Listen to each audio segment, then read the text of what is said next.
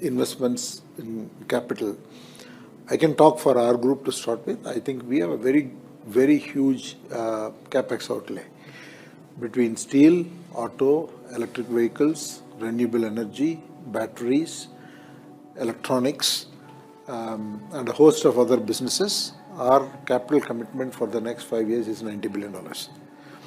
So I don't know where this fear that private sector will not come in is coming from.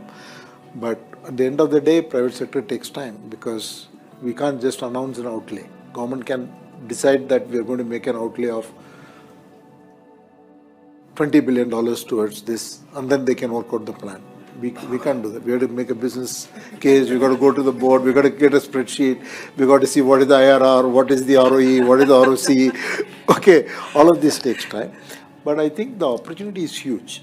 Opportunity is huge, and I think this 6 to 8% growth, at the low end at 6%, we will achieve $20 trillion by 2047. At the high end at 8%, you'll achieve $30 trillion. So the number will be somewhere in between. And so I think the opportunity is real, and private sector will come in definitely. Business and government. So that's why the digital transition we are extremely well placed. Energy transition we are well placed because we are probably the only nation of scale where 2/3 of our growth for the next 25 years is going to come. So all our energy per capita is the lowest in the world. So it will increase. The amount of energy we are going to consume is so much, and all of this is new energy. So we are not replacing the bad energy. We are creating new energy for development.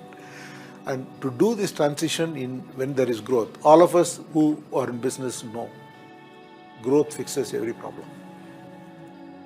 You can have any problem, it will all be fixed by growth. I always say the three priorities should be growth, growth, growth. And I think we have that opportunity to make the transition beautifully than any other nation. The third one, the question that Shirin asked, is India Plus. I think it is not about replacing somebody. The world needs resilience.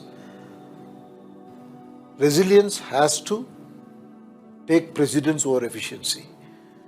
Over the last 50 years, we have driven efficiency beyond belief. So now we have to go back to being effective first, then put efficiency second. So the India Plus is for India to take the lead, to build the supply chain is ecosystem. It's not one person's game. Nobody can do it alone. We need partners. We need to work with other countries. We need to work with companies, US companies, Western companies, other companies who are willing to work with you on a transparent basis. So the India Plus, when I say that, I mean India takes the lead and builds this ecosystem so that we become an alternate, resilient supply chain for the world. It is not about replacing somebody.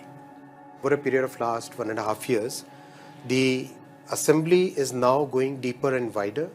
Component supply chain is shifting to India.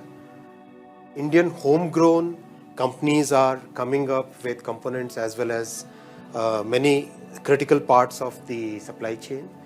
And that is what is very, very encouraging. That is what is really good. We believe that, for example, this iPhone 14 is made in India, right? And now quite a few parts of it, quite a few components of it are now getting made in India. So that makes a huge difference. It is adding jobs. It is creating new economic opportunities.